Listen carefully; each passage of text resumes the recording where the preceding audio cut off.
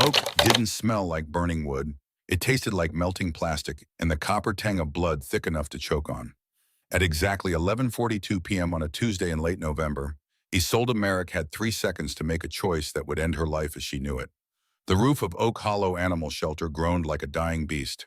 Support beams snapped with the sharp crack of rifle fire, unable to hold the weight of the inferno consuming them from above. The exit was 5 feet away. Just 5 feet. A straight shot to the cold Wyoming night, to the snow-dusted air that promised survival, that whispered the words she'd been chasing for 3 years: escape. But behind her, trapped beneath a fallen steel crate, a gray-furred wolf pup whined. His back leg was crushed at an angle that made Isolde's veterinary training scream in alarm. His eyes, impossibly amber and far too intelligent for any ordinary animal, locked onto hers with a terror that looked almost human. Isolde Merrick didn't run for the door. She turned back into the fire. She didn't know the pup was a prince. She didn't know that dying tonight, right here in this forgotten corner of the Montana-Wyoming border, was the only way she would ever truly live. She didn't know that in exactly 4 minutes, an Alpha King would find her broken body and make a choice that would rewrite the fate of 12 territories. All she knew was that something in those amber eyes reminded her of herself. Trapped, terrified, certain that no one was coming, Isolde Carmichael. Izzy, to the few people who bothered to learn her name before she changed it, wiped a smear of grease from her cheek and checked the clipboard hanging by the kennel door one last time. The Oak Hollow Animal Sanctuary was quiet tonight, save for the industrial heater's mechanical hum and the occasional shuffle of paws against cold concrete. It was a bitterly cold night, the kind of Wyoming winter that froze your breath in your lungs before you could exhale it, that turned the ghost pine forest into a cathedral of ice and shadow. Izzy adjusted her oversized cardigan, pulling it tighter around her too-thin frame. At 24, she was tired in a way that had nothing to do with the double shifts or the student loans from a veterinary degree she'd had to abandon in her third year. It was a bone-deep exhaustion, the kind that came from spending 3 years looking over your shoulder, from changing your name and burying your past and pretending that if you stayed invisible enough, stayed small enough, the people you were running from would forget you existed. She'd been wrong about that, but she wouldn't know it for another 8 minutes. "Last check, little guy," she whispered, kneeling in front of cage number 7. Inside sat the newest arrival. The intake forms labeled him a stray mixed breed found wandering the service road near the National Forest boundary. But Isolde knew better. She had grown up around dogs, had spent enough time in veterinary clinics to recognize the difference between domestic and wild. This animal was different. He was too large for a 6-month-old pup. His paws were massive, built for a body that would one day stand taller than any wolf she'd seen in the wildlife rehabilitation cases she'd studied. His fur was slate gray, the color of storm clouds, and it seemed to absorb light rather than reflect it. But it was his eyes, those piercing amber eyes, ancient and intelligent, that unnerved her. He didn't bark. He didn't whine or scratch at the cage door like the others did when she made her rounds. He just watched her, his gaze tracking her movements with an awareness that made the hair on the back of her neck stand up.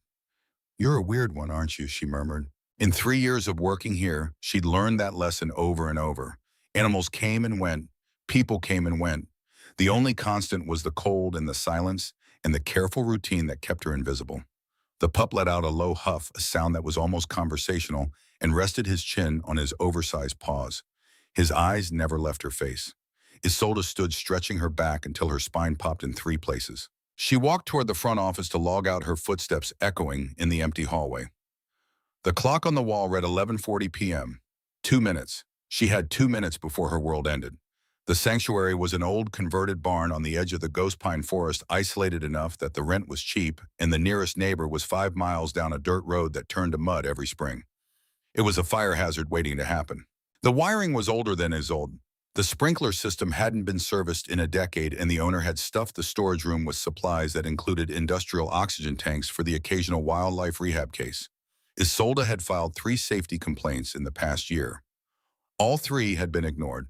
The explosion wasn't a sound. It was a physical blow, a fist of heat and pressure that picked Isolde up and threw her into the reception desk like a rag doll. Glass shattered, raining down on her in a hail of jagged diamonds that sliced through her cardigan and bit into her skin. For a moment, there was only ringing silence, a high-pitched whine in her ears that drowned out everything else that made the world feel distant and unreal. Then came the heat. It wasn't a slow build, wasn't the gradual warmth of a campfire or the comfortable radiance of a space heater.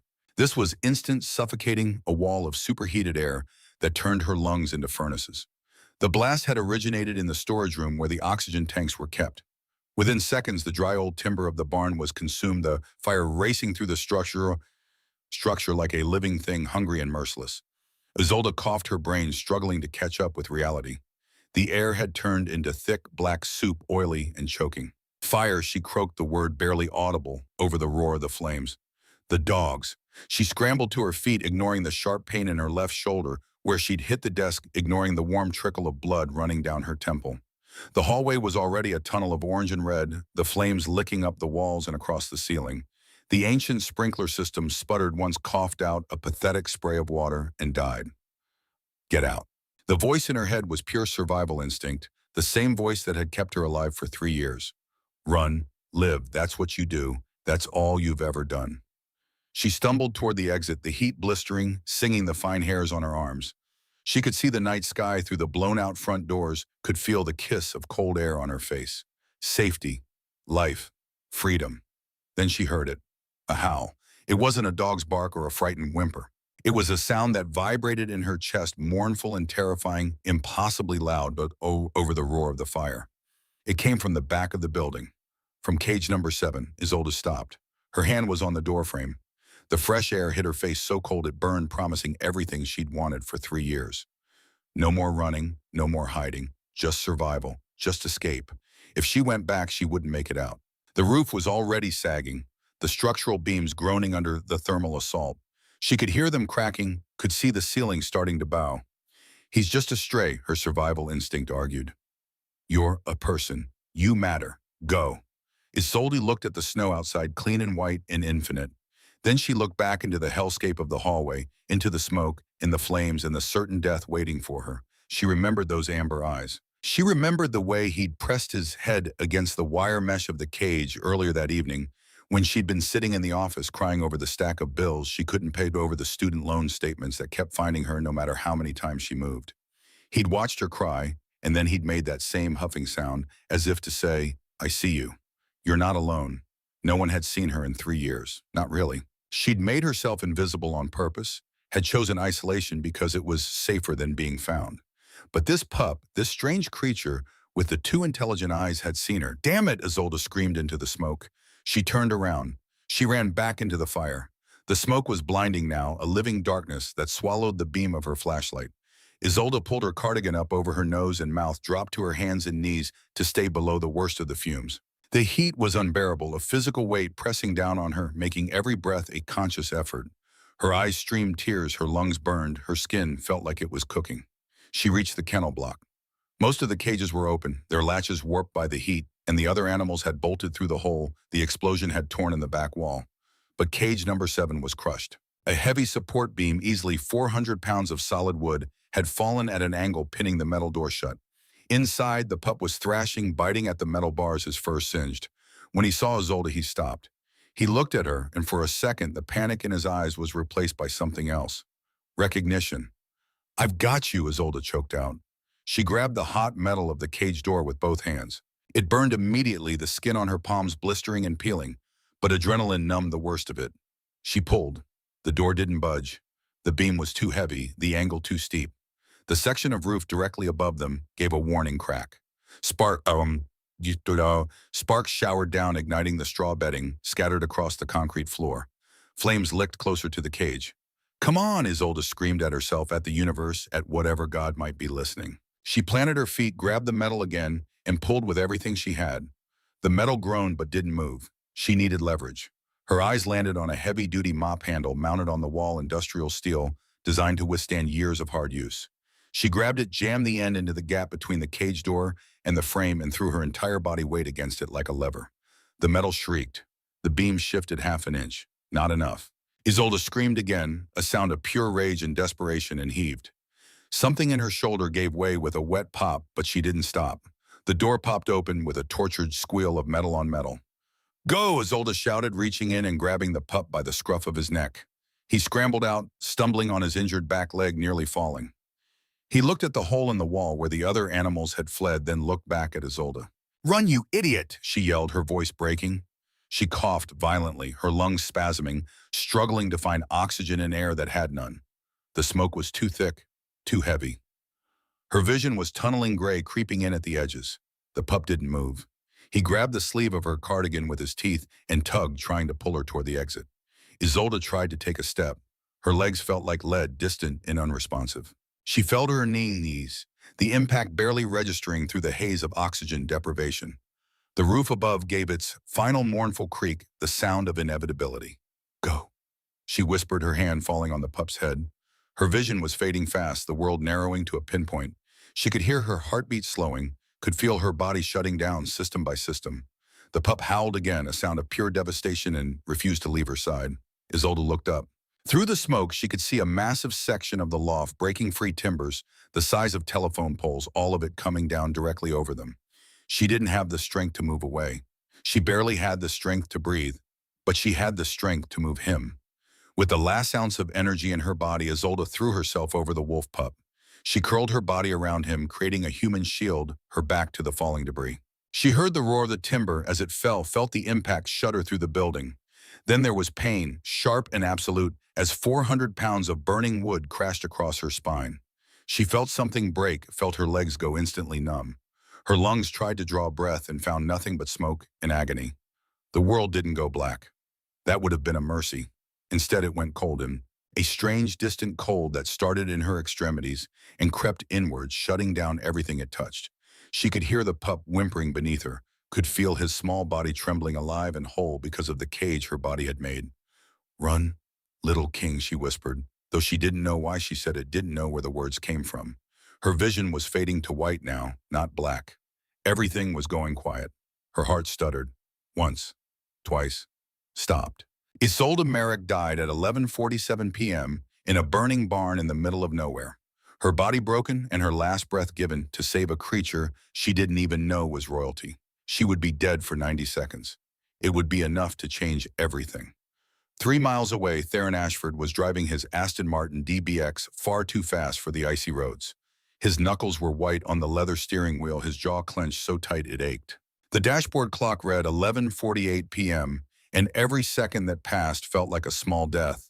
He was the Alpha King of the Western Territories, sovereign of the largest and most lethal werewolf pack in North America, commanding 12 allied territories that spanned 3 states. His word was law. His power was absolute. Alpha's twice his age bowed when he entered a room, but tonight he wasn't a king. He was a terrified brother. Where is he? Theron growled into the Bluetooth system, his voice dropping an octave as the wolf inside him clawed at his throat, demanding to be let out, demanding blood. The voice on the other end was calm, irritatingly so. Cade Brennan, his second in command, and the closest thing Theron had to a friend, spoke with the precision of someone who understood that panic helped no one. The tracking beacon on the young heir's collar came back online 3 minutes ago, Alpha. He's at the old Oak Hollow shelter, coordinates transmitted. But Theron, the vitals monitor is spiking. Heart rate over 200 beats per minute. Elevated stress hormones. He's in immediate danger. I'm 2 miles out, Theron said, his voice barely human now. The wolf was so close to the surface that his vision had already started to shift colors, bleeding away into the enhanced spectrum of the predator. Gold bled into his peripheral vision. Kieran, his younger brother, had been missing for 22 days. The ransom demands had been silent, which meant this wasn't about money or negotiation or any of the civilized games that packs sometimes played. This was an assassination. Someone wanted the Ashford bloodline ended, wanted Theron's 11-year-old brother dead, wanted the succession broken so they could tear apart the Western Alliance and claim the territories for themselves. Kieran was only 11 years old, a child who hadn't even shifted into his human form yet, trapped in his wolf pup body because the trauma of the abduction had locked him there, unable to make the transformation that should have been as natural as breathing. Theron rolled down the window, ignoring the freezing wind that tore through the car's interior. He needed to smell the air, needed to use every sense he had. And then he caught it, faint but unmistakable smoke. But underneath the smoke, something else. The scent of burnt pine and ozone and blood. Royal blood. No, Theron roared. He slammed the accelerator to the floor. The SUV fishtailed on a patch of black ice before the tires found purchase and launched the vehicle forward like a missile.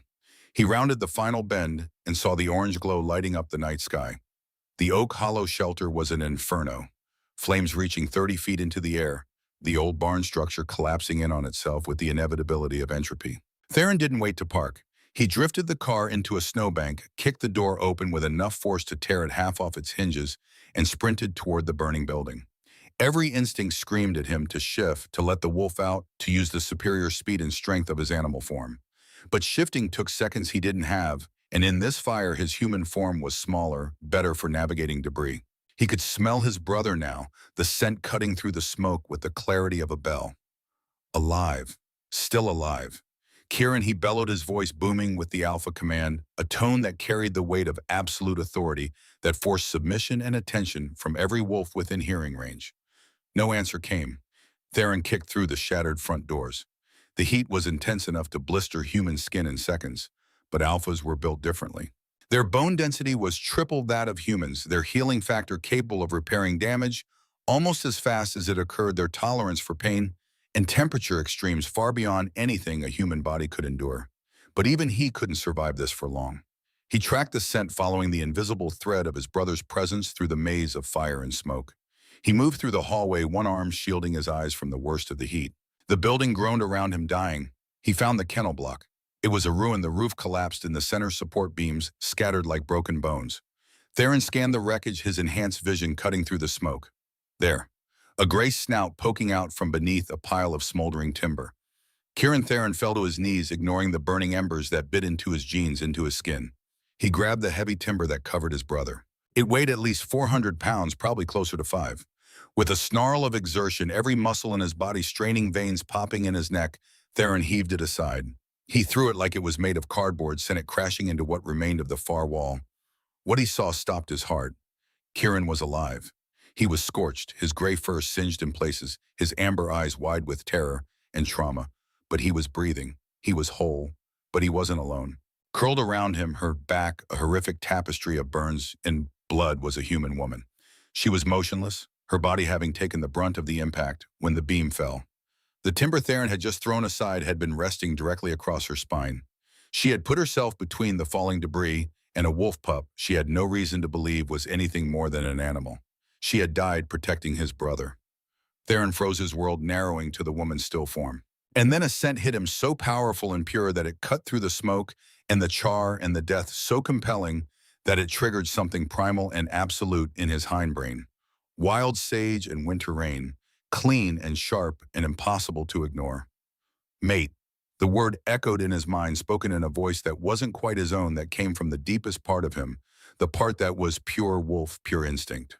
The mate bond was supposed to be a myth, a romantic story that packs told to explain why some wolves form permanent pair bonds. But Theron felt it now, felt it snap into place like a lock turning, like a key finding its home. This human woman, this stranger who was broken and dying in a burning building, was his mate. She had sacrificed herself for his brother. She was fragile, human, powerless. And she had thrown herself into fire to save a wolf.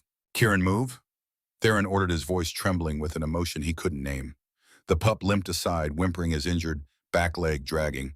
Theron scooped the woman up as gently as his shaking hands would allow.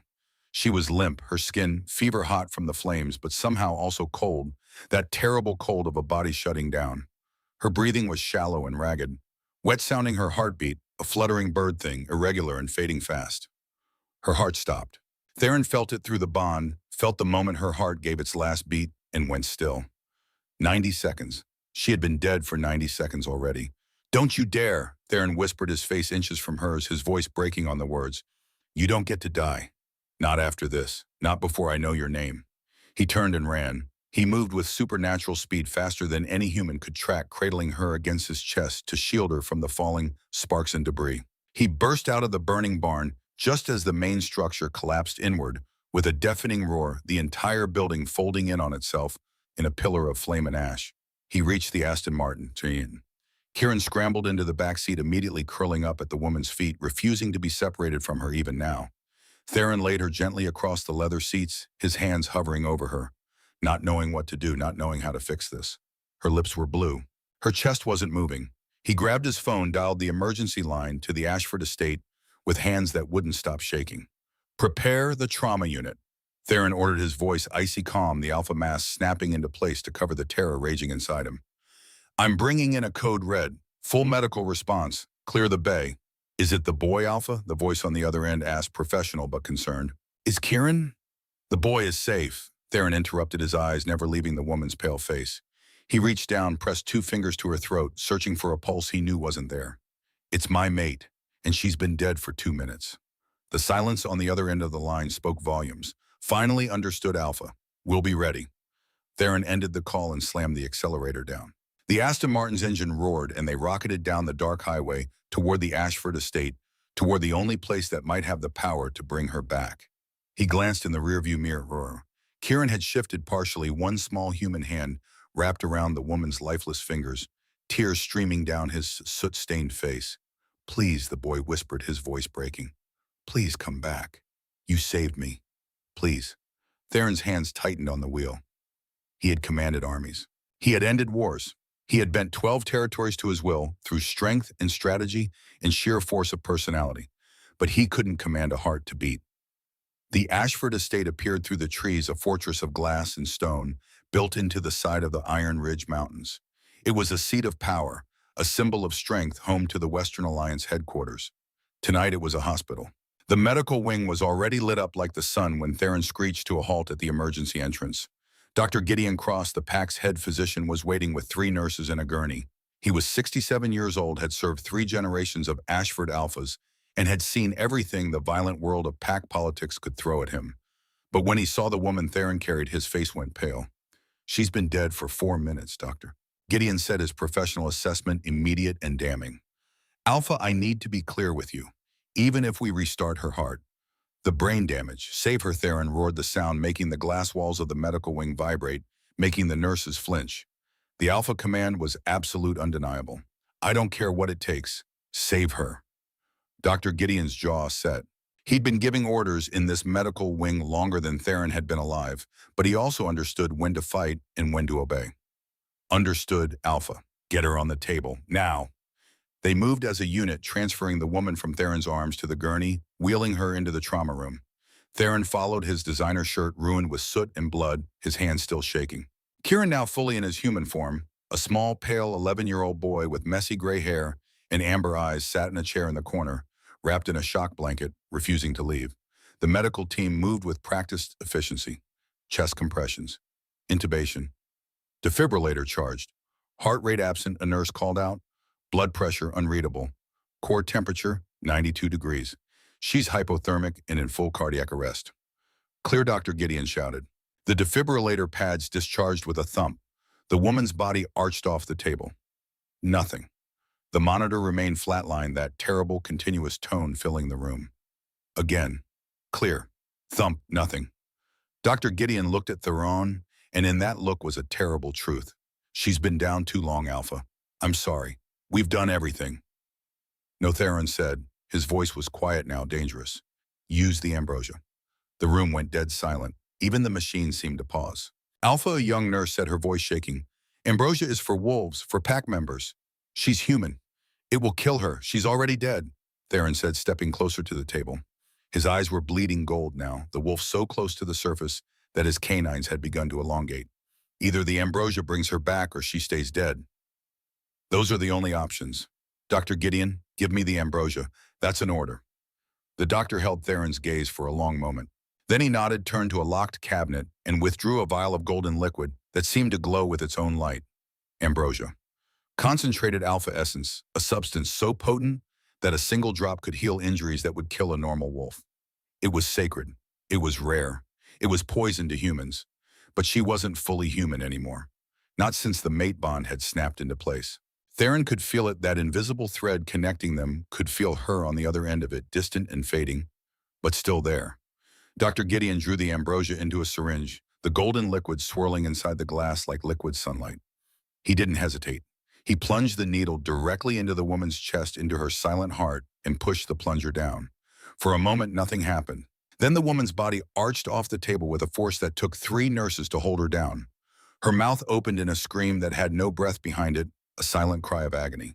Her eyes flew open, and for one impossible second, they were completely silver, reflecting the overhead lights like mirrors. Then she collapsed back onto the table, motionless. The monitor flatlined again, that high-pitched tone screaming through the room. Theron felt the mate bond shudder, felt it stretch thin like a thread about to snap. His own heart stopped just for a second, in perfect synchronization with hers. Kieran slid off his chair. The small boy walked to the table on bare feet, ignoring the nurses who tried to stop him, and took the woman's lifeless hand in both of his. "You're safe now," Kieran whispered, his voice small and broken. "You saved me.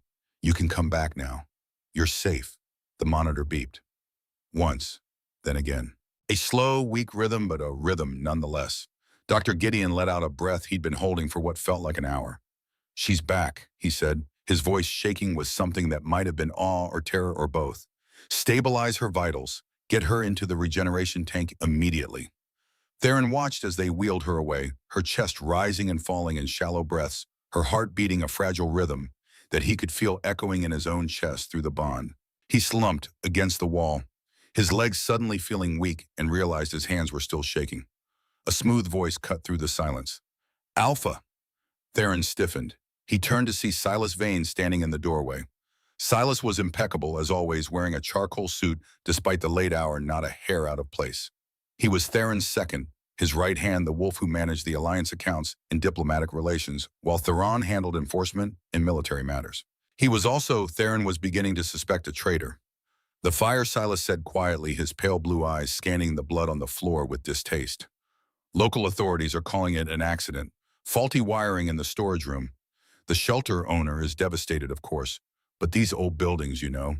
Tragic." "It wasn't an accident," Theron said, his voice low and dangerous. He pushed off the wall, standing to his full height. The doors were jammed. "The explosion originated in the oxygen storage, but those tanks were new. I checked the inspection logs myself last month when I was searching for Kieran. Someone sabotaged them." Silas raised one perfectly groomed eyebrow. "You think someone targeted the shelter specifically?" "I think someone knew Kieran was there," Theron said, stepping closer. He towered over Silas, and he saw the smaller man's pulse jump in his throat, and they tried to burn him alive. "A tragedy averted," Silas said smoothly, gesturing vaguely down the hall toward the regeneration room. "Thanks to that human. But Theron, we have a problem." Theron's eyes narrowed. "What problem?" "You called her your mate in front of the medical staff." "Word will spread within the hour." "She is my mate," Theron said flatly. "She's human." Silas stated, his tone hardening just a fraction. "The Council will never accept a human, Luna. The Alliance barely tolerates your rule as it is, Theron. You're young, you're aggressive, you've made enemies. If they find out you've bonded with a human, a fragile creature with no standing, no lineage, they'll see it as weakness." "Let them see what they want," Theron growled. "Anyone who wants to challenge me knows where to find me." "It's not just challenges you need to worry about," Silas said. He pulled out his phone, swiped through something, then turned the screen toward Theron. It was a text message sent from an unknown number. "The human cannot be Luna. Fix this or we will." Theron's hand shot out, grabbing the phone. "Who sent this?" "I don't know," Silas said. "But it came from a council prefix. Someone on the inside." Theron crushed the phone in his fist, the screen shattering, plastic cracking. He let the pieces fall to the floor. "Tell whoever sent that message that the human has a name, and when she wakes up, I'm going to learn it. Tell them that anyone who touches her answers to me personally." Silas bowed his head, but not before Theron saw a shadow pass over his face. Something cold, something calculating. "As you wish, my king. But remember, fire destroys everything it touches, sometimes even the things we try to save." Silas turned and walked away, his footsteps echoing down the sterile hallway. Theron watched him go, a cold knot of suspicion tightening in his gut. He pulled out his own phone and sent a quick text to Cade, run a background check on everyone who had access to Kieran's location data. "Everyone. I don't care if they're pack or council. I want names by morning." Then he walked down the hall to the regeneration room. Through the glass wall, he could see the woman floating in the healing liquid, her body suspended in the golden ambrosia solution. The burns on her back were already starting to knit together, pink skin replacing charred flesh. But something else was happening, something the ambrosia had never done before.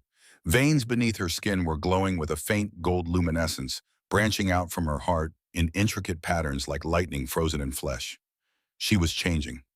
Theron placed his hand on the glass, his palm directly over where her heart would be. "Who are you?" he whispered. As if in answer, her eyes opened inside the liquid. They weren't brown anymore. They weren't human. They were violet. Deep electric violet, glowing with their own light. And in the reflection on the glass behind Theron, a shadow moved.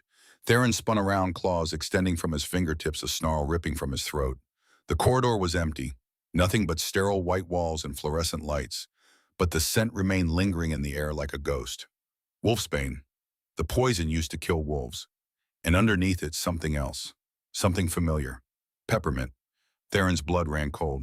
Peppermint was the signature scent of the Northern Territories, of the Frostbite Pack. The killer was inside the house, and somewhere in the healing tank suspended between death and transformation, the woman who had died saving his brother was becoming something the world had never seen before. Consciousness returned to Isolde Merrick not as a flood, but as a slow, rhythmic tide. The first thing she noticed was the silence. It wasn't the empty silence of the shelter. At night, the kind broken by the occasional shuffle of paws or the creak of old wood settling. This was a heavy, insulated silence, like being underwater, like being buried alive in something soft and warm and utterly wrong. She took a breath. Liquid filled her lungs. Panic flared sharp and immediate, a jolt of pure animal terror that sent her heart rate spiking. She thrashed her limbs, hitting resistance on all sides. Glass. She was trapped in glass. Her eyes flew open and all she could see was gold, a glowing amber liquid that surrounded her completely, that filled her vision and her lungs and should have been drowning her, but somehow wasn't. The liquid tasted like honey and iron, sweet and metallic at the same time. She could breathe it. She was breathing it. Her lungs were pulling it in and pushing it out, and her body was accepting it as if this were normal, as if this were air. This is wrong, her mind screamed. This is impossible. Suddenly the liquid began to drain. She felt it swirling away with a mechanical hiss, felt the level dropping past her shoulders, her chest, her waist. The glass wall in front of her slid open with a pneumatic sigh, and Isolde tumbled out, coughing and gasping, trying to expel the liquid from her lungs. She hit the floor hard. The marble tiles cracked. Not broke, not scratched. Cracked. Spiderweb fractures spread out from where her knees made impact, deep fissures in stone that should have required a sledgehammer to damage. Isolde froze, staring at the broken floor beneath her. Her knees didn't hurt. They should have hurt. She'd just fallen from a standing height onto marble, hard enough to fracture it, and she felt nothing. No pain, no impact, just the cold, smooth texture of the stone against her skin. "What did you do to me?" she whispered, her voice coming out strange. Harmonic. Deeper than it should have been, with a resonance that made the air vibrate. Easy, a voice rumbled, vibrating through the floorboards and straight into her bones. Isolde looked up through the wet strands of hair plastered to her face. Through the blur of gold-tinged liquid still clinging to her eyelashes, she saw him, the man from the fire. But he looked different now, solid and real in a way that the smoke and chaos had obscured. He was tall, easily 6'5", with shoulders broad enough to block out the harsh fluorescent lights of the medical bay. He wore a black shirt that strained against his chest, the fabric unable to fully contain the muscle beneath. His face was all sharp angles and hard lines, beautiful in the way that predators are beautiful, dangerous, and magnetic in equal measure. But it was his eyes that stopped her heart. Gold. Pure molten gold with vertical, slit pupils that contracted as they focused on her. Not human eyes, not even close. "Where is he?" Isolde rasped, trying to stand and failing, her legs shaking. "Where's the pup?" The words came out before conscious thought could stop them, driven by a need that overrode everything else. The pup. The wolf she'd died for. He had to be safe. That was all that mattered. "He's sleeping," the man said, his voice gentling slightly. "He refuses to leave the hallway outside this room. He hasn't spoken since we brought you in. He just sits there waiting for you to wake up." The man took a step closer, holding out a thick white towel. His movements were careful, controlled, like someone approaching a wounded animal. "I am Theron Ashford." Isolde snatched the towel and scrambled backward until her spine hit the base of the tank she'd just emerged from. The cold glass pressed against her back, grounding her, giving her something solid to focus on. "Stay away from me," she said, her voice sharper now, finding strength in anger. "What did you do to me? Why can I hear the electricity in the walls? Why can I hear your heartbeat from 10 feet away? What the hell did you do?" It was true. She could hear everything. The hum of the building's electrical system, a constant vibration that ran through the walls like a living thing. The steady thump, thump, thump of Theron's heart, slower than a human's, more powerful. The drip of a faucet 3 rooms away. The whisper of air moving through ventilation shafts. The world had become a symphony of sound, overwhelming and impossible to filter. "You were dying," Isolde Theron said, kneeling to bring himself to her eye level. He didn't offer pity. He offered calm, solid, and unshakable as stone. "Your back was broken in 3 places. Your lungs were full of smoke and ash. Your heart had stopped. I made a choice. I gave you ambrosia.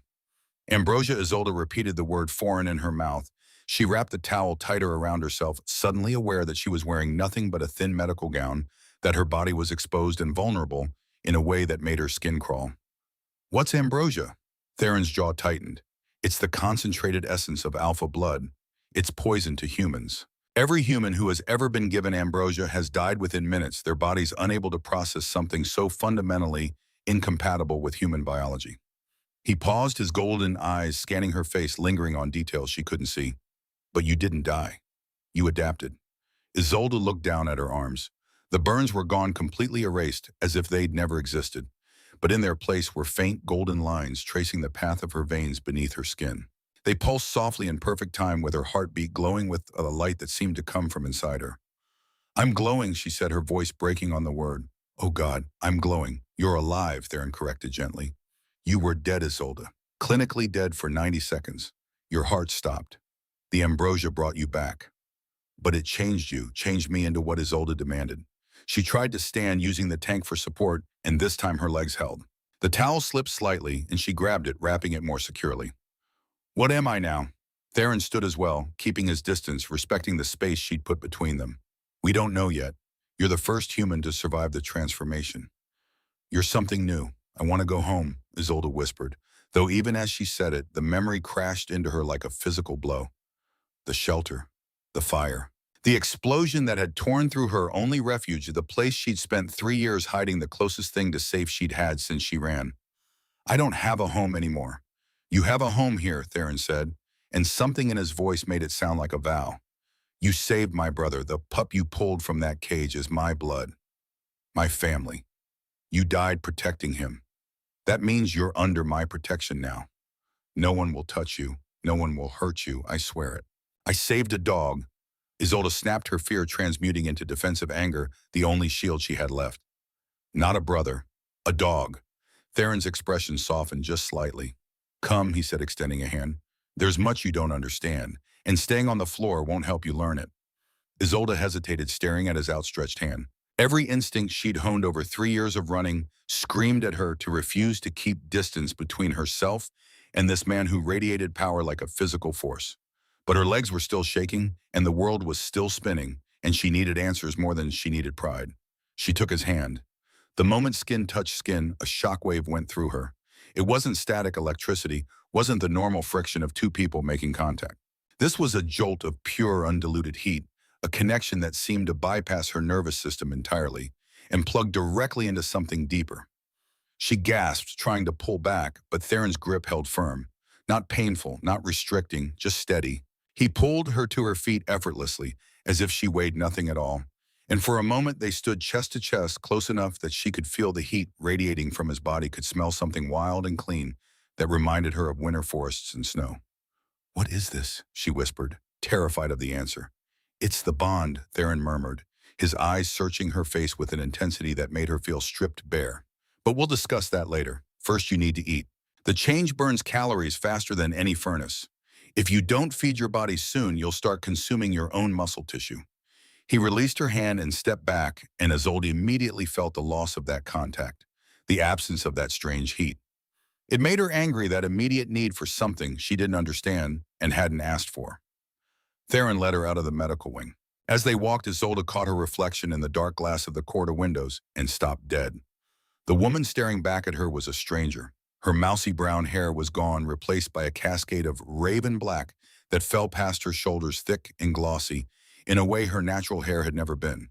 But running through it, starting at her left temple and streaking back like a bolt of lightning, was a lock of pure silver white, stark and impossible. Her skin was porcelain pale, flawless, every blemish and scar from her previous life erased. But it was her eyes that made her breath catch. Violet, deep electric violet, glowing faintly in the dim light of the hallway. I look like a monster, Isolde breathed, reaching up to touch the glass to confirm that the reflection was real. You look like a queen, Theron said quietly, and the conviction in his voice made it impossible to dismiss as flattery. They reached a massive dining hall, and Isolde's stomach clenched at the sight of the table laden with food. Roasted meats, cheeses, fruits, bread still steaming from the oven. Her body responded before her mind could catch up, hunger roaring to life with a ferocity that shocked her. Sitting at the table, small and pale and impossibly young, was a boy. He looked up as they entered, and Isolde recognized those eyes. Amber. Ancient and intelligent, the same eyes that had watched her from cage number 7. Isolde, the boy said, and his voice broke on her name. He launched himself off the chair and ran to her, and Isolde caught him instinctively, swinging him up into her arms. She expected the impact to knock her over. Instead, she absorbed the force easily, her body automatically adjusting for his weight, finding her balance without conscious thought. The boy wrapped his arms around her neck and buried his face against her shoulder, and she could feel him trembling. "You're a kid," Isolde said, the pieces clicking into place. The intelligent eyes, the way he'd understood her in the fire. "You're not just a wolf, you're a person." "I'm both," the boy said, pulling back to look at her. His face was streaked with tears, but he was smiling. "I'm Kieran, I'm 11. And I'm a wolf, and you died for me. You actually died, your heart stopped." I felt it stop. He said it with the blunt honesty of a child without understanding the weight those words carried. "I wouldn't let you burn," Isolde said softly, smoothing his messy gray hair back from his face. "You were scared. I couldn't just leave you." "A touching reunion," a cool voice said from the doorway, slicing through the warmth like a blade. Isolde turned, still holding Kieran, and saw a man standing in the entrance. He was tall, impeccably dressed, in a suit that probably cost more than Isolde had made in a year at the shelter. His pale blue eyes swept over her with the kind of clinical assessment usually reserved for livestock at auction. "Silas Theron," said, and his posture shifted instantly, becoming harder, more guarded. "I didn't call for a council meeting. The council comes where it's needed, Alpha," another voice said, and an older man stepped into view. He had a face like dried leather and eyes like flint, hard and unforgiving. This was Elder Voss Hargrave, though Isolde didn't know his name yet. Behind him came 3 more figures, all of them radiating the same kind of cold authority. Isolde felt Kieran tense in her arms. She set him down gently, positioning herself slightly in front of him, a protective stance that came from pure instinct. "We received reports of unauthorized use of the royal ambrosia," Elder Voss said, his gaze fixed on Isolde with open disgust. "On a human. She's not just a human," Theron said, and Isolde heard the warning in his voice, the low rumble of a growl buried beneath the words. "She's the savior of the air, and she's my mate." The word hung in the air like a guillotine blade. "Mate," Elder Voss scoffed, his lip curling. "Impossible. The moon goddess doesn't pair alphas with stray humans. She's a biological anomaly, Theron, a science experiment gone wrong. Look at her. Violet eyes, gold veins. She's a mutation. She's under my protection." Theron repeated, his voice vibrating with lethal intent. He moved to stand beside Isolde, not in front of her, but next to her, a statement of partnership rather than possession. "Protection is one thing," Silas interjected smoothly, stepping further into the room. His movements were calculated, precise. "But status is another. You claim she's your mate, Theron. That makes her the Luna of the Ironwood Pack. A human Luna." He laughed softly, the sound devoid of humor. "The pack will revolt. The Western Alliance will crumble. You know the law. A Luna must be strong. She must be able to bear the weight of leadership. She must prove herself worthy." "I can bear it," Theron said. "She must be audited," Elder Voss declared, and the room went deathly silent. Even Kieran went still, his small hand finding Isolde's and gripping it tight. "No," Theron snarled, the sound more animal than human. "She just woke up. She's recovering. She barely understands what's happened to her. If she's truly your mate," Elder Voss said, his eyes narrowing, "if the ambrosia has truly elevated her, then she should survive the audit. Standard protocol for any Luna candidate without established bloodlines. The trial by hunt has been pack law for 200 years. And if she fails," Isolde asked, surprised by the steadiness of her own voice. She didn't know where the courage came from. Maybe it was the new strength in her blood, or maybe it was the way these men looked at her like she was something to be disposed of, and she'd spent 3 years being invisible, being dismissed, and she was done with it. "If you fail," Silas said, and there was something almost like pity in his voice, almost, but not quite, "then your memory is wiped. You're exiled from Packlands, and we cease the investigation into your background, Miss Merrick." Isolde went cold. They knew. They knew she'd changed her name. They knew she was hiding. "We know you were hiding in Oak Hollow." Silas continued, watching her face for reaction. "We know you changed your name 3 years ago. We know you're running from something. The audit offers you a chance to prove your worth and earn our protection. Or you can refuse and we dig into your past. Your choice." The trap was elegant in its simplicity. Accept the trial and possibly die, or refuse and have her past exposed, dragged into the light for everyone to see. Isolde looked at Kieran, at this 11-year-old boy who had been trapped in a cage, who had been kidnapped and tortured and left to burn. She thought about the way he'd refused to leave her in the fire, the way he'd grabbed her sleeve with his teeth and tried to pull her to safety even though he was injured and terrified. No one had fought for her in 3 years, but this child had tried. "I accept," Isolde said clearly. Isolde Theron gripped her arm, his eyes searching hers with something that looked like fear. "The audit isn't a written test. It's a trial of survival. They will hunt you, 12 trained wolves, 15 minutes, and if I interfere, I forfeit my crown. Do you understand what you're agreeing to?" Isolde felt something strange happening in her mouth. A tingling, aching pressure in her gums, like her teeth were shifting. She ran her tongue along them and felt something sharp. Longer. Wrong. "Let them try," she said, looking directly at Elder Voss. She could smell him now. Really smell him. Fear. Beneath the expensive cologne and the righteous indignation, he was afraid of her. They all were. That's why they wanted her gone. "Very well," Elder Voss said, his face hardening. "The audit will begin in 2 days' time at the Winter Solstice Gala. Until then, she remains a guest under probationary status." The council members turned and left, their footsteps echoing in the massive hall. Silas lingered for just a moment, his gaze sliding over Isolde with an expression she couldn't quite read. "Good luck, Miss Merrick," he said softly. "You'll need it." When they were gone, Theron slammed his fist onto the heavy oak dining table. The wood didn't just crack. It splintered, a jagged break running down the center like a lightning strike. "Why did you agree?" he demanded, turning to her, and for the first time she saw the mask slip, saw genuine fear beneath the Alpha authority. "They want to kill you. This is an execution dressed up as tradition." "They were going to kill me anyway," Isolde said quietly. She sat down, her legs suddenly feeling weak, adrenaline crash hitting her hard. "Or worse, they were going to dig into my past, expose me, use whatever they found as leverage." She looked up at Theron, at Kieran, who had climbed into the chair beside her and was watching her with those two old eyes. "Before the fire, I saw something at the shelter," Isolde said. "During my perimeter check, there was a car parked down the access road, a sedan, gray. I saw a man walking toward the back of the barn, toward the storage room where the oxygen tanks were kept." Theron went very still. "Did you see his face?" "No, it was too dark, but I smelled him." Isolde closed her eyes, focusing on the memory. Her new senses made everything sharper, clearer, like her brain was finally able to access files that had always been there but locked away. He smelled like sulfur and expensive tobacco, and something sweet, like peppermint. Theron's face went pale. The anger drained out of him, replaced by something colder. "Harder, peppermint," he said, and it wasn't a question. It was a confirmation of something terrible. "What is it?" Isolde asked. "Peppermint is the signature scent of the North," Theron said slowly. "The Frostbite Pack. They control the northern territories, the trade routes through the mountains. Their Alpha is coming to the gala." Kieran finished, his small voice cutting through the tension. "Alpha Draven Kale. He's supposed to be Dad's ally."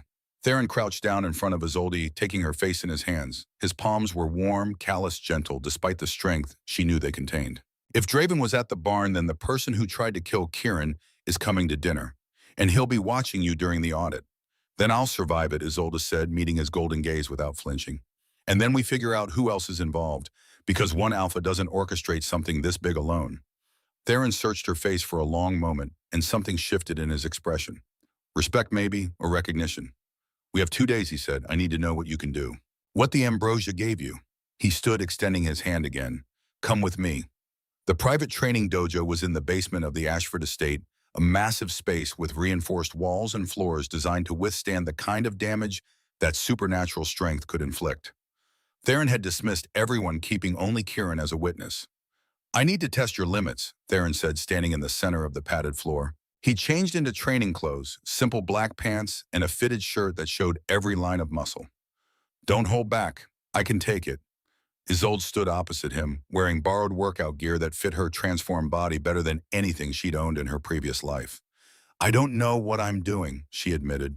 "Then we learn together," Theron said. He moved without warning, a punch thrown at half speed, telegraphed enough that any trained fighter would see it coming. Isolde's body reacted before her conscious mind could engage. She didn't dodge. She caught his fist in her palm, her fingers wrapping around his knuckles, stopping the blow completely. Theron's eyes widened. Again he said, "They spent the next hour testing. Speed tests showed she could run 40 miles per hour faster than any human, but slower than a wolf in full sprint. But she was durable in a way that defied explanation. When Theron increased the force of his strikes, testing her pain tolerance, she took a punch to the ribs that would have shattered a human's chest cavity. She grunted, stumbled back 2 steps but stayed on her feet. Your reflexes. Theron noted, breathing hard, sweat glistening on his chest. You're anticipating my moves before I make them. I can hear your muscles tensing, Isolde said, panting. She could feel her heartbeat in her throat, could feel the golden veins beneath her skin pulsing brighter. I hear the air shift when you move. It's like, I know what you're going to do half a second before you do it. Good, Theron said. You'll need that. They moved to strength testing. Baseline lift 200 pounds easy, 400 pounds with effort. By the end of the session, Isolde was deadlifting 700 pounds, her body shaking with exertion but holding. That's impossible, she gasped, staring at the barbell. Normal humans max out around 400, even trained athletes. You're not normal anymore, Theron said. He pulled out a notebook, writing down numbers. The ambrosia rewrote your genetics. You're something between human and wolf, a hybrid. The word hung in the air. Hybrid, Isolde repeated. She sat down hard on the mat, her body suddenly feeling foreign wrong. What does that make me? Theron sat beside her, not touching, but close. Powerful, he said simply. Different. Dangerous to people who want the world to stay the same. Kieran, who had been watching from the corner with wide eyes, walked over and climbed into Isolde's lap without asking permission. She's not dangerous, he said firmly. She's safe. She saved me. Out of the mouths of children, Theron murmured, and something in his expression softened. They sat in silence for a moment, the three of them, and Isolde felt something unfamiliar settle in her chest. Not quite belonging, but close.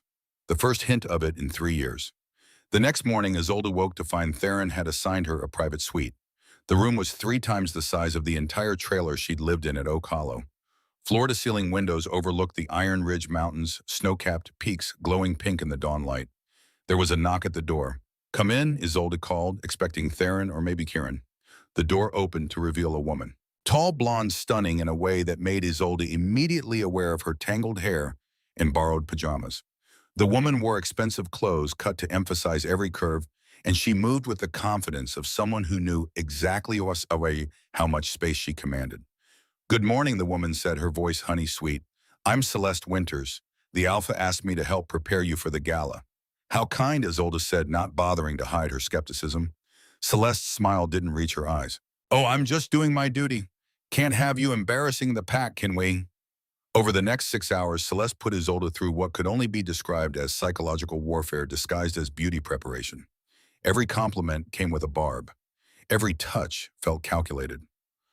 So this is the stray, Celeste said, as she worked on Isolde's hair, her fingers pulling just a little too hard. Theron has a habit of picking up broken things. I suppose he thinks he can fix you. I'm not broken, Isolde said, meeting Celeste's gaze in the mirror. Celeste laughed harsh and sharp. Honey, you're human. You're glass in a world of hammers. Do you know why Theron hasn't marked you yet? Why he hasn't bitten your neck to seal the bond? Isolde didn't answer. She'd wondered but hadn't asked. Because he knows you'll die, Celeste whispered, leaning close. A human body can't handle the mating bite. You'll bleed out.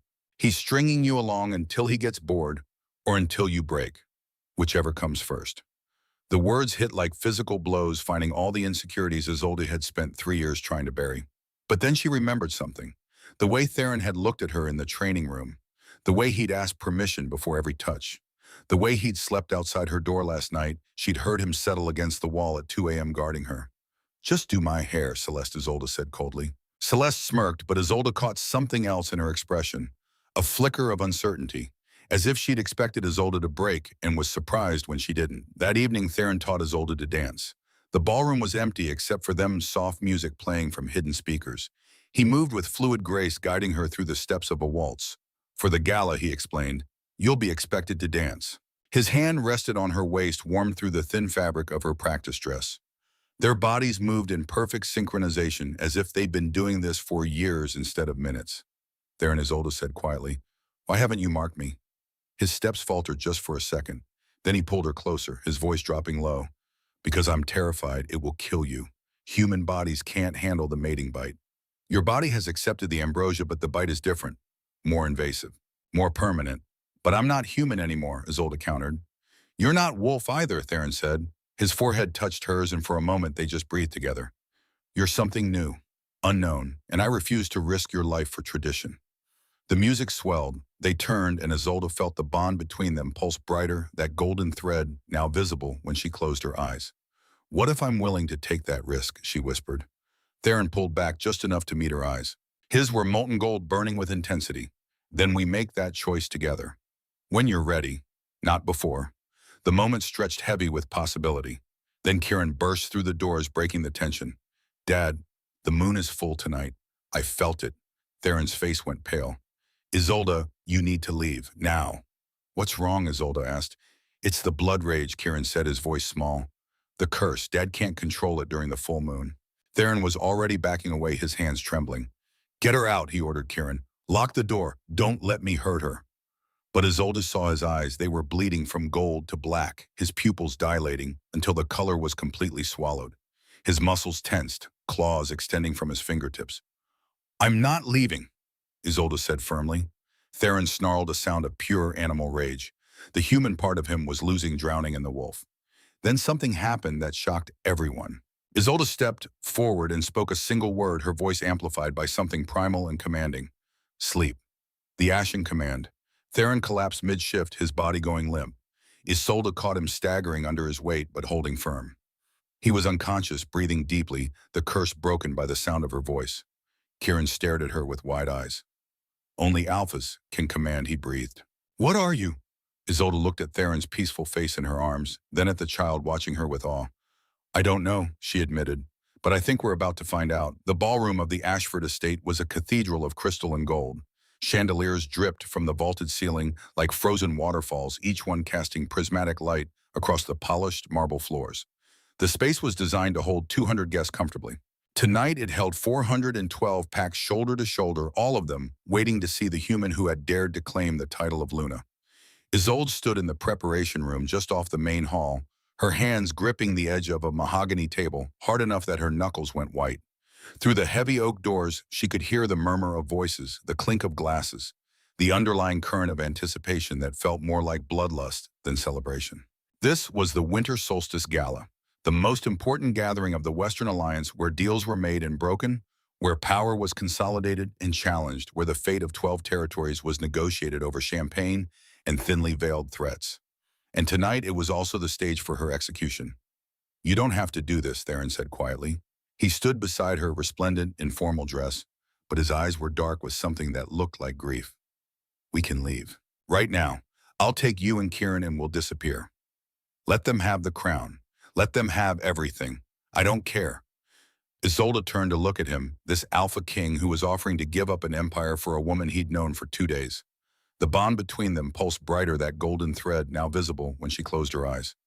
They'll hunt us anyway, she said softly. You know they will.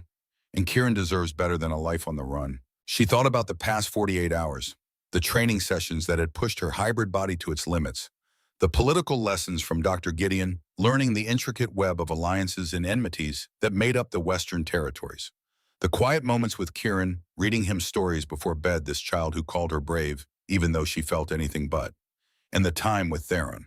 The careful distance he maintained, always asking permission before touching, always giving her space to breathe, even as the mate bond pulled them together like gravity.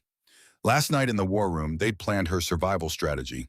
Theron had spread maps of the ballroom across the table, marking exits and obstacles, teaching her how to use the environment to her advantage. The door opened and Silas Vane appeared.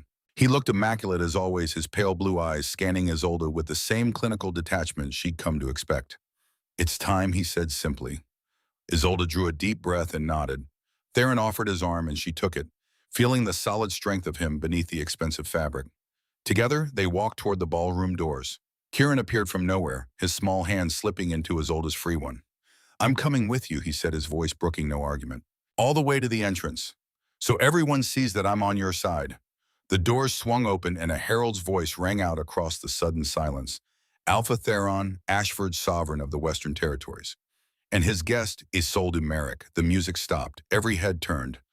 412 pairs of eyes locked onto Isolde as she stepped into the ballroom. The silence was suffocating.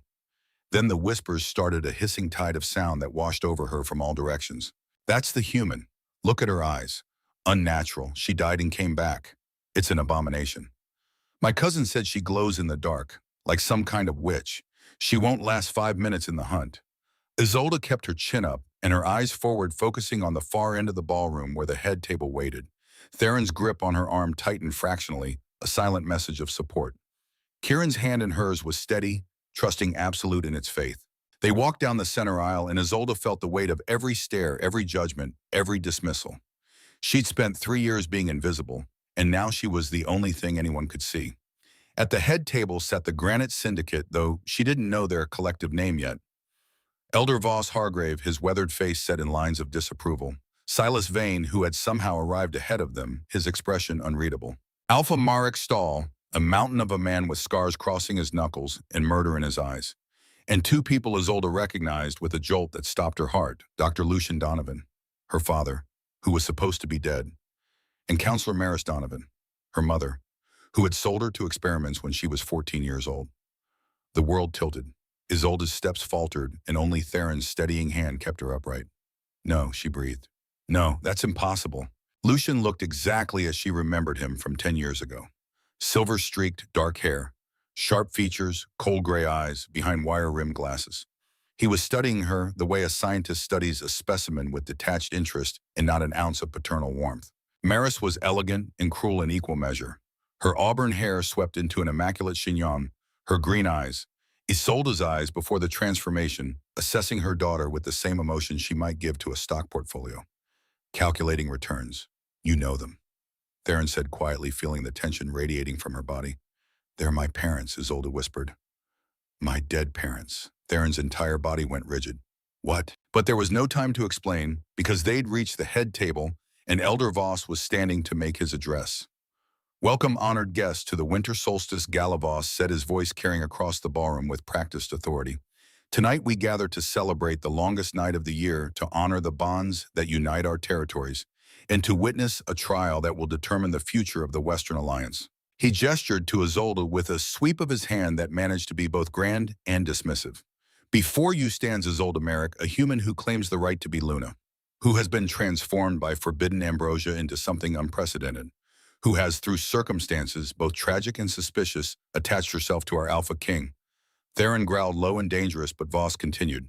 "Pack law is clear. Any who would claim the title of Luna must prove themselves worthy. Tonight, Miss Merrick will face the audit. A trial by hunt. 15 minutes.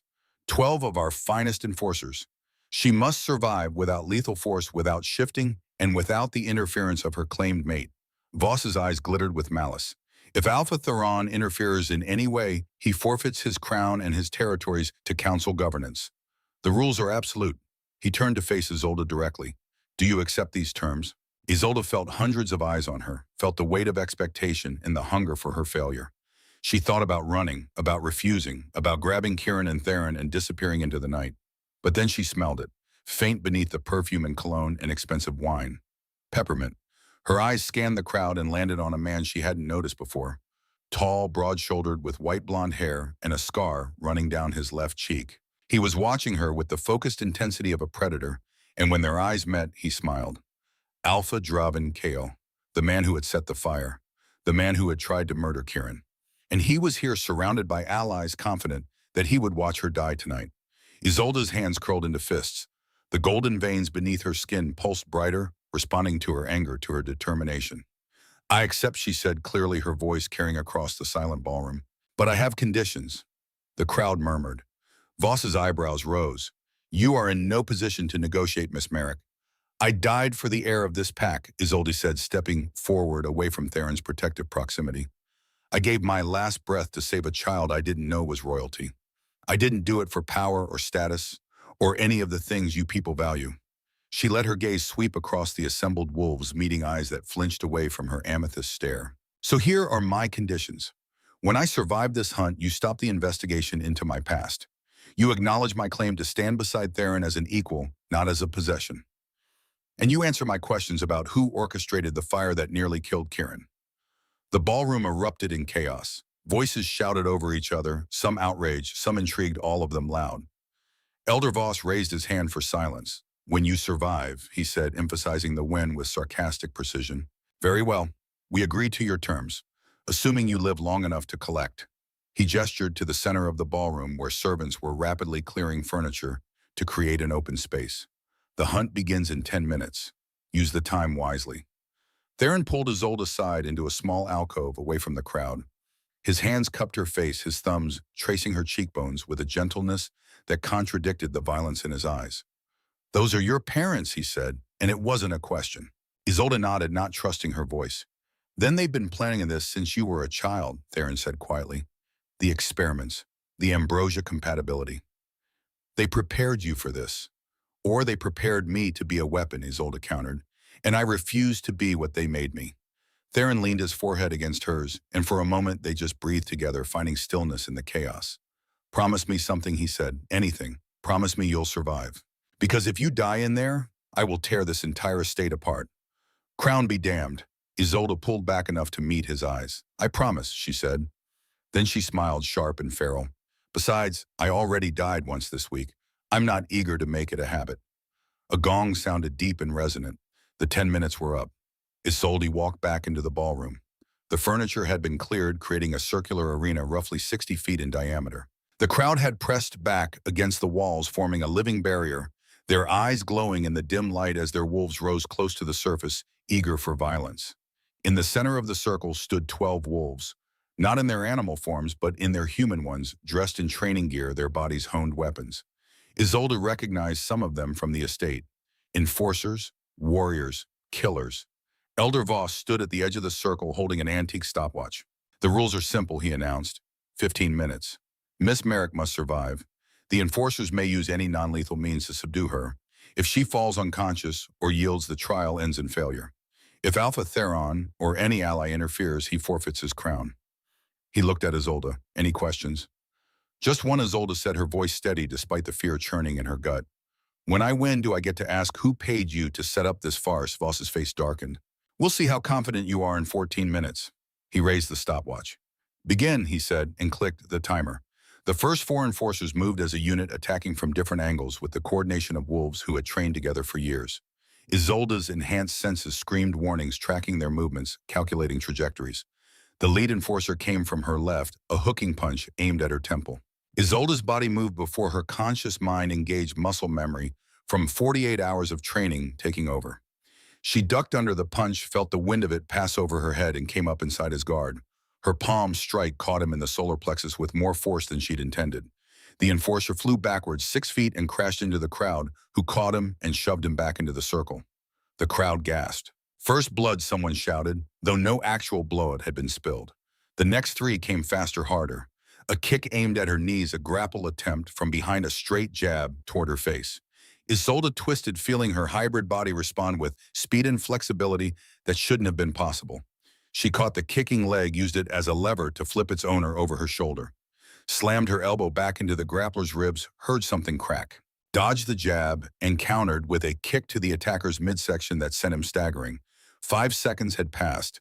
The enforcers regrouped, circling her now with more caution. They'd underestimated her. They wouldn't make that mistake again. The next attack came from above. One of them had climbed onto the shoulders of another and launched himself at her, aerial assault claws extended. Not shifted, but elongated nails sharp as knives. Isolde couldn't dodge in time. She threw her hands up instinctively, and something happened that shocked everyone in the room. Her voice erupted from her throat, amplified by something primal and commanding. "Stop." The airborne enforcer froze mid-descent, his body locking up as if he'd hit an invisible wall. He dropped straight down, crashing to the floor in a heap, unable to move, his eyes wide with shock. It was the Ashen Command, the same power that had stopped Theron during his blood rage. A power that should have been impossible for anyone who wasn't an alpha. The ballroom erupted in chaos. Voices shouted accusations and denials, wolves snarled and backed away, the crowd pressing harder against the walls as if the center of the room had become poisonous. Elder Voss stared at Isolde with naked fear. "What are you?" he breathed. But there was no time for answers, because the remaining enforcers attacked with desperate fury. If she could command them, they had to finish this fast before she figured out how to weaponize that power. They came in a wave, 8 wolves all at once, abandoning strategy for overwhelming force. Isolde felt the world slow down around her, her senses expanding to encompass everything. She could hear each individual heartbeat, could smell the adrenaline and fear, could see the exact moment each muscle tensed before movement. She moved like water, like fire, like something that couldn't be pinned down or contained. She ducked and weaved and struck with surgical precision, targeting nerve clusters and pressure points that her veterinary training had taught her, places that would disable without permanent damage. One enforcer grabbed her from behind in a bear hug, pinning her arms. Two more rushed in to capitalize on the restraint. Isolde threw her head back, slamming it into her captor's nose with a crunch that made the crowd wince. As his grip loosened, she dropped her weight, slipping down and out of his grasp, sweeping his legs out from under him. She came up, spinning her fist, connecting with the gaunt of the first rushing enforcer, her foot catching the second in the chest. 10 minutes had passed. Isolde was breathing hard now, her body burning through energy at a frightening rate. Her eyes blazed with amethyst light, pulsing in time with her racing heart. The enforcers regrouped one final time. Only 4 were still standing. The others were scattered around the circle's edge, groaning nursing injuries, unable to continue. And then Alpha Draven Kale stepped into the circle. He wasn't one of the designated enforcers. He hadn't been announced as part of the trial. But he walked into the center of the arena with the confidence of someone who knew the rules didn't apply to him, and from his jacket he pulled a silver-plated pistol. The crowd went silent. "This isn't a duel," Theron roared from the edge of the circle, his voice vibrating with barely controlled rage. "Weapons are forbidden. The rules, she's not bound by our rules," Draven said calmly, his peppermint scent washing over Isolde in a wave. "She's a monster wearing a human face. And monsters get put down." He aimed the gun directly at Isolde's chest. Theron moved his body, already shifting, preparing to tear through the guards holding him back. Crown be damned. But Isolde's voice cut through the chaos, sharp and commanding. "Sleep," she said, and the ashen command rolled out from her like a physical wave. Theron collapsed mid-shift, his body going limp before he could forfeit his crown. The guards caught him, lowering him gently to the floor, their eyes wide with shock. Draven smiled. Clever girl. Saving his throne even now. He cocked the pistol. "But you can't command me. I'm not Pack." He fired. The gunshot was deafening in the enclosed space. The bullet flew true, aimed at Isolde's heart fast enough that no human eye could track it. Isolde raised her hand. She didn't think about it, didn't plan, it didn't even understand what she was doing. She just knew with absolute certainty that she could stop it. The golden veins in her arm blazed like lightning. Power surged through her, something primal and elemental that had nothing to do with Wolf and everything to do with the transformation that had rewritten her on a cellular level. A wave of pure kinetic force erupted from her palm. The bullet hit the invisible barrier 3 inches from her hand and stopped. Just stopped. Hung in the air for a single frozen heartbeat, the metal deformed from the impact before it dropped to the marble floor with a metallic clink that echoed in the absolute silence. 412 wolves stared at Isolde Merrick, this human who had died and come back as something impossible, and for the first time in Pack history, they felt fear of prey. Draven's smile faltered. He stared at the fallen bullet, at his useless gun, at Isolde, whose eyes lit the ballroom with violet fire. "What are you?" he whispered, echoing Voss's earlier question. Isolde took a step toward him, and Draven actually stepped back. "I'm the woman who survived your fire," she said quietly. "I'm the woman who died saving a child you tried to murder. I'm the woman who came back from death to stand here and expose you for the coward you are." Draven's face twisted. "You can't prove anything," he snarled. But before Isolde could respond, Draven convulsed. His hands flew to his throat, clawing at his collar. Foam appeared at the corners of his mouth, and his eyes went wide with shock and agony. He collapsed, thrashing his body, seizing violently. "Someone poisoned him," a voice screamed from the crowd. Dr. Gideon rushed forward, but even from across the room, Isolde could smell it. Cyanide, fast-acting, lethal. Draven's thrashing slowed, then stopped. His eyes went glassy, staring at nothing. He was dead. And Silas Vane's voice cut through the shocked silence, smooth as silk and sharp as a blade. "She killed him. The witch killed our Alpha with dark magic. She deflected the bullet and then struck him down with sorcery." The crowd erupted. Accusations flew from every direction. Witch, murderer, abomination, monster.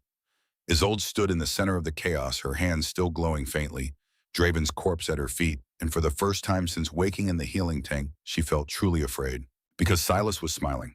And her mother, Counselor Maris, was standing now, her face arranged in perfect shock and horror, but her eyes calculating, already working through the implications. This had been a trap. Not just the hunt, all of it. The fire, the audit, the poisoning. Someone had orchestrated every piece to lead to this exact moment, with Isolde standing over a dead Alpha accused of murder, with 400 witnesses and no way to prove her innocence. The ballroom doors burst open. Armed wolves poured in wearing the silver insignia of Alliance Guard. Behind them walked a woman in her 70s, her silver hair swept back from a face like carved granite, wearing the formal robes of the High Court.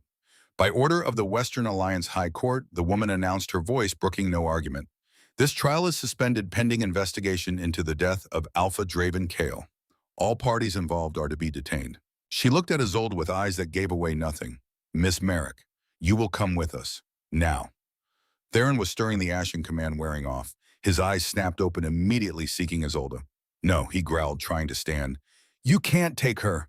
The woman, Justice Alara Stone, though Isolde didn't know that yet, turned her gaze to Theron. Alpha Ashford, stand down, or I will have you removed from these proceedings permanently. Isolde met Theron's eyes across the ballroom. She tried to convey everything she couldn't say. Trust me, I'll survive this. Don't throw away your crown for me. Then she turned to Justice Stone and said with a calm she didn't feel, I'll come peacefully. I have nothing to hide. Justice Stone's lips twitched in what might have been approval. Then you won't mind answering questions. Take her. The guards moved forward, and Isolde let them place restraints on her wrists.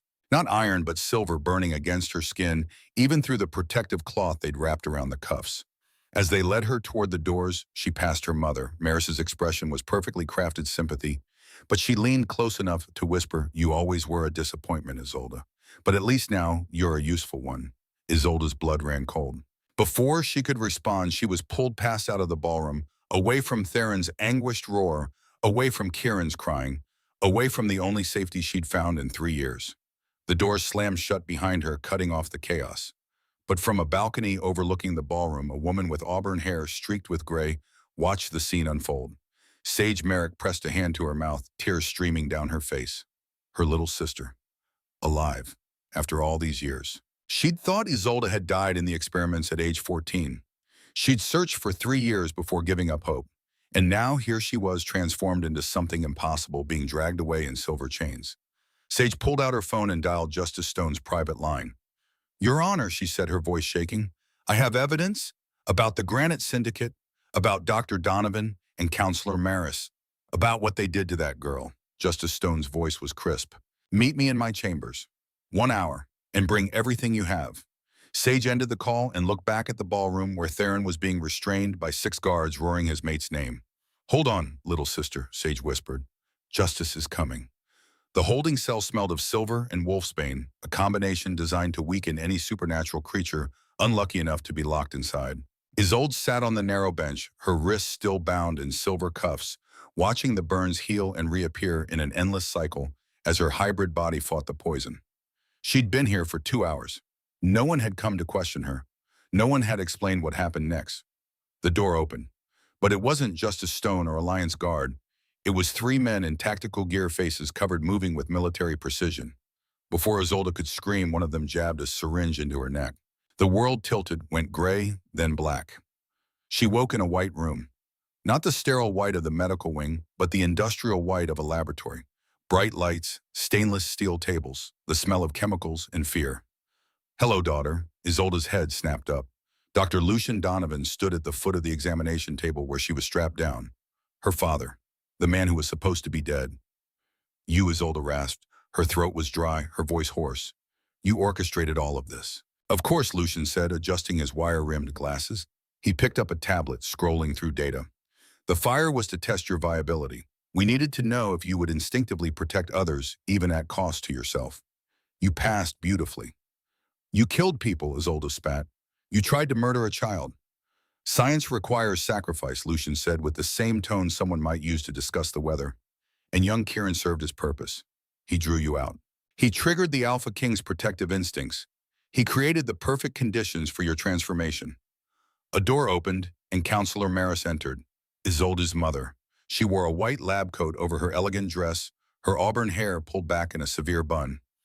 Is she ready for extraction? Maris asked, not even looking at Isolde's face. Almost, Lucian replied. Her ambrosia integration is at 94%. Bone marrow extraction should yield enough genetic material to create at least 50 viable hybrids. 50, Isolde whispered. You want to make more of me. Not you, Varys said, finally meeting her daughter's eyes. The emotion there was clinical interest, nothing more. Better than you. Stronger. more obedient. You were the prototype, they'll be the army. Another door and Silas Vane entered. He'd abandoned his expensive suit for tactical gear and assault rifle slung over his shoulder. Perimeter is secure, Silas reported. But we have a problem. Ashford is coming. He's tracking the mate bond, and he's bringing his entire pack. How long, Lucian asked. 20 minutes, maybe less. Then we extract now, Lucian said. He picked up a surgical drill, the kind used for bone marrow biopsies. Without anesthesia, her healing factor will counteract any drugs we give her anyway. He powered on the drill. It whined to life a high-pitched scream that made Isolde's teeth ache. This will hurt, he said, not unkindly. But you've always been resilient. That's why I chose you. The drill lowered toward Isolde's sternum, and then the building shook. Not an earthquake, an impact. Something massive hitting the outer wall with enough force to crack reinforced concrete. He's here, Silas said, his face going pale. Impossible, Maris snapped. The facility is shielded. He can't track her through. The wall exploded inward, not collapsed. Exploded. A section of concrete and steel the size of a car blasted into the lab, tumbling end over end before crashing into the far wall. Through the hole stepped Theron Ashford, but not in his human form. This was the hybrid form, the war shape that Alphas took when mercy was no longer an option. 7.5 feet tall muscles like corded steel claws that could tear through steel fangs that could crush bone. His eyes burned gold, fixed on Isolde with absolute focus. Behind him came the Ironwood pack, 30 wolves in various states of shift, led by Cade Brennan. They poured through the breach like a flood of fur and fangs in righteous fury. Lucian stumbled backward, dropping the drill. Silas raised his rifle. Don't! Isolde screamed. If you shoot, you forfeit everything. Silas hesitated. In that moment of indecision, Theron moved. He was across the room in 3 strides, faster than human eyes could track. His clawed hand closed around Silas's throat, lifting the smaller man off the ground. You tried to take my mate, Theron growled, his voice barely human. You poisoned Draven to frame her. You've been selling information to the Frostbite Pack for months. He hurled Silas across the room. The traitor hit a steel cabinet hard enough to dent it, then slumped to the floor unconscious. Theron turned to Lucian and Maris. They had backed against the far wall, trapped. But before he could advance, Isolde spoke. Theron, don't. He froze, his hybrid form trembling with barely restrained violence. Why? Because I need them alive, Isolde said. For the trial. For justice. Not revenge. Theron's claws flexed, gouging furrows in the concrete floor. They tortured you. They tried to harvest you like livestock. I know, Isolde said. Her voice was steady despite the fear and anger churning in her gut. But if we kill them, we're no better than they are. And I refuse to let them turn me into the weapon they wanted. Theron held her gaze for a long moment. Then slowly the hybrid form receded. His bones shifted, muscles compressed, claws retracted. Within seconds he was human again, though his eyes still burned gold. He walked to Isolde, tore the restraints off the examination table with his bare hands, and pulled her into his arms. I've got you, he murmured against her hair. You're safe. We're safe, Isolde corrected, her arms wrapping around him. Together. A small voice came from the doorway. Dad? Isolde Kieran stood there, still in his wolf pup form, his amber eyes wide. Behind him stood someone Isolde had never seen before. A woman in her late 20s with auburn hair and green eyes. Eyes that looked exactly like Isolde's had before the transformation. Isolde, the woman said, her voice breaking. Her hand flew to her mouth. Oh God, you're alive. Who are you? Isolde asked, though something deep in her chest already knew the answer. I'm Sage, the woman said, tears streaming down her face. I'm your sister. 3 days later, the grand hall of the Ashford estate had been transformed into a courtroom. 500 witnesses packed the gallery. Cameras broadcast the proceedings to all 12 territories of the Western Alliance. At the bench sat Justice Alara Stone and 4 other High Court justices. In the defendant's box sat the Granite Syndicate Elder Voss Hargrave, Alpha Marek Stahl, Silas Vane, bandaged and chained, Dr. Lucian Donovan, and Counselor Maris Donovan. Alpha Draven Kale's seat was empty, marked with black cloth to indicate his posthumous trial. Isolde sat in the witness box wearing a simple gray dress, her violet eyes calm as she faced the courtroom. Theron sat in the front row, Kieran beside him. Sage sat on Isolde's other side, having been sworn in as her legal advocate. Justice Stone raised her gavel. We are here to render judgment on charges of conspiracy, kidnapping, attempted murder, illegal human experimentation, treason against the Western Alliance, and the murder of Alpha Draven Kale. She looked at Isolde. Miss Merrick, you may present your testimony. Isolde stood. She didn't use notes. She didn't need them. I was 8 years old when the experiments began. she said, her voice carrying across the silent hall. My father, Dr. Lucian Donovan, told me they were vitamins. Special medicine to make me strong. She rolled up her sleeve, revealing the inside of her arm. Hundreds of tiny scars, each one from an injection, created a horrific pattern from wrist to elbow. 156 injections over 6 years, she continued. Each one contained a cocktail of genetic material designed to make my body compatible with werewolf essence. My father was preparing me to survive ambrosia exposure. When I was 14, she went on, her voice steady. My real father, Marcus Thorne, discovered what was happening. He tried to stop it. My mother, Counselor Maris, killed him, made it look like a lab accident. Maris's face remained impassive, but her hands clenched in her lap. I escaped when I was 21, Isolde said. Changed my name, hid for 3 years, until they burned down the shelter to flush me out, until they used an 11-year-old child as bait. She looked directly at the defendants. They created me to be a weapon, a prototype for an army of hybrids they could sell to the highest bidder. I refuse to be that weapon, but I will be their reckoning. She sat down. Justice Stone nodded. Dr. Gideon Cross, please approach. The pack physician stood carrying a thick folder. I have evidence, he said, that the royal ambrosia was stolen from Ashford vaults 4 months ago. Only council members have access to those vaults. He presented fingerprint analysis. Maris's prints. On the vault door. On the ambrosia vials. Next, Sage Merrick stood. I am employed as an analyst for the Alliance Council, she said.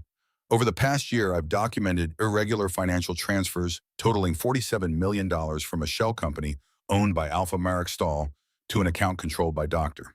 Donovan. She presented bank records, emails, encrypted communications, all of it pointing to a conspiracy.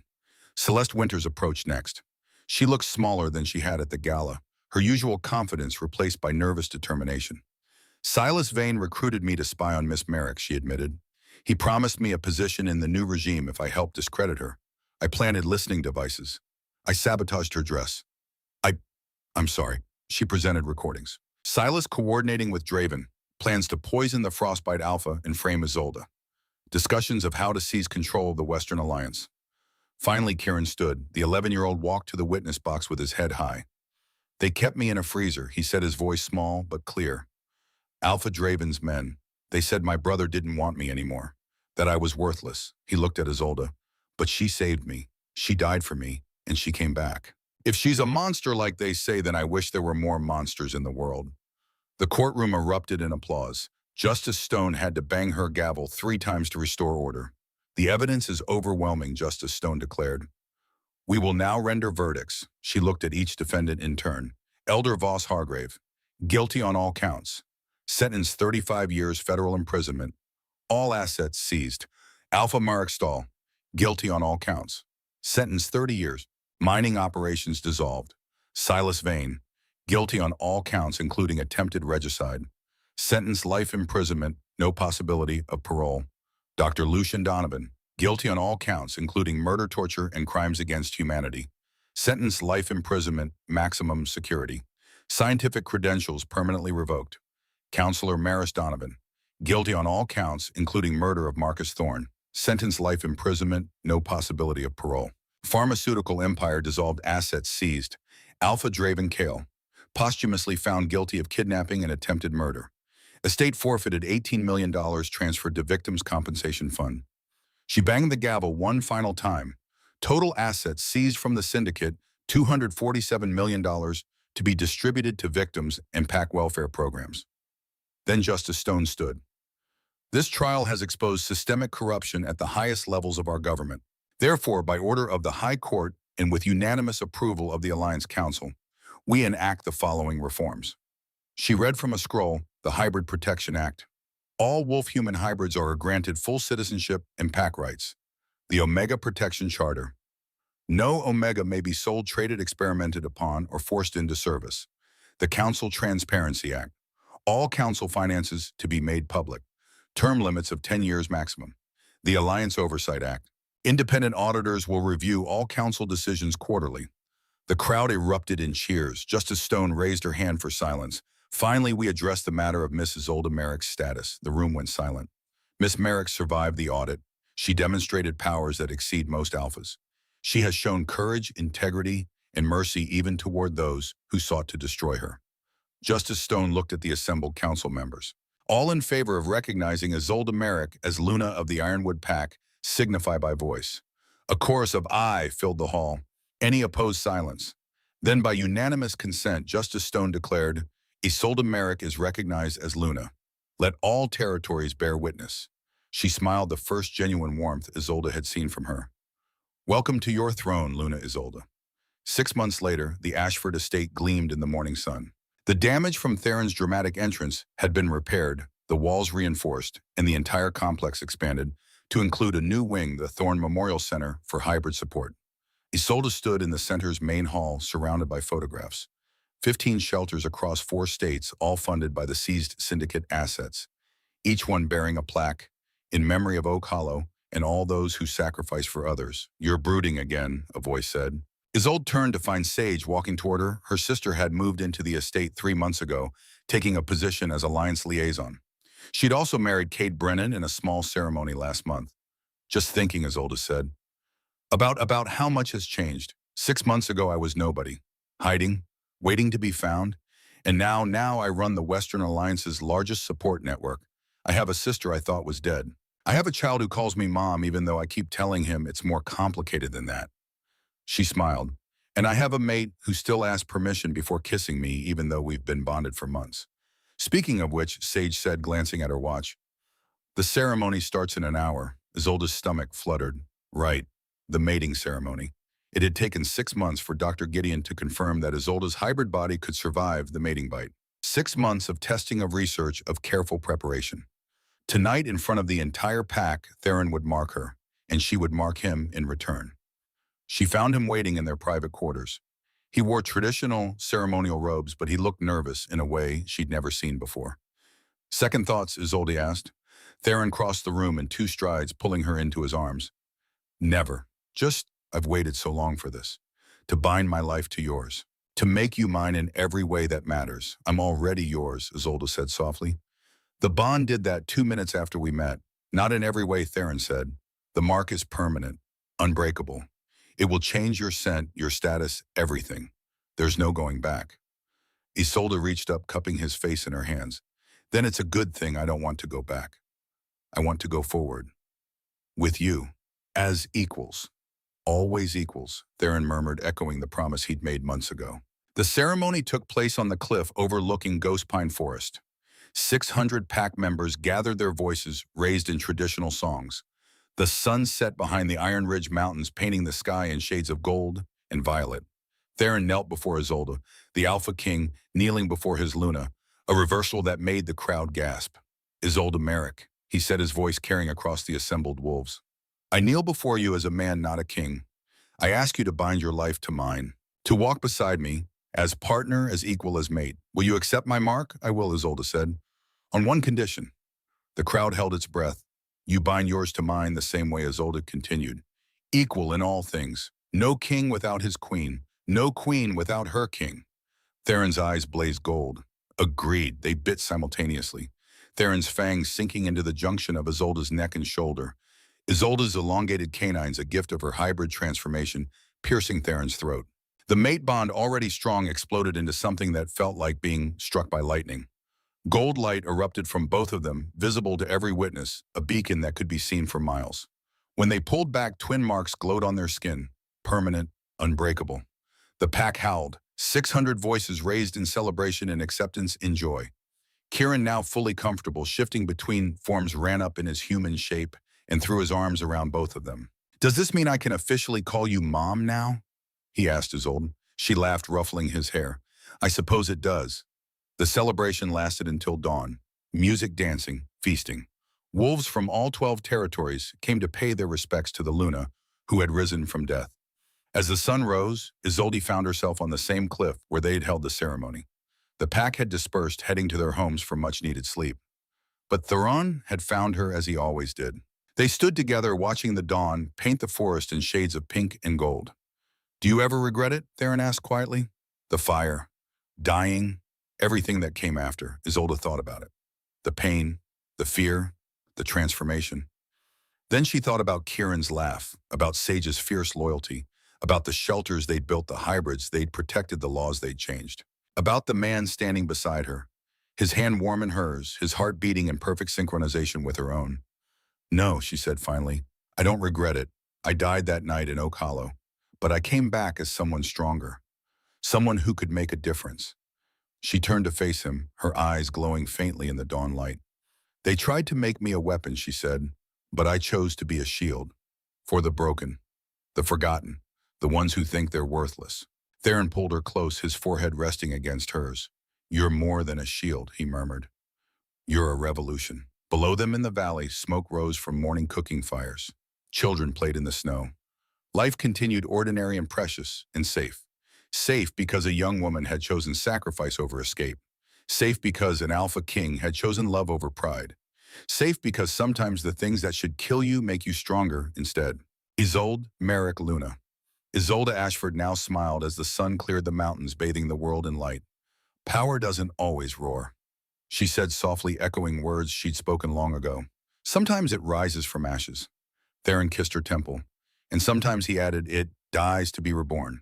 They stood together as the new day began, two souls forged in fire, bound by love, ruling not through fear, but through sacrifice proven and justice earned. The Omega who had died for a king had become a queen, and the pact she protected would tell her story for generations to come.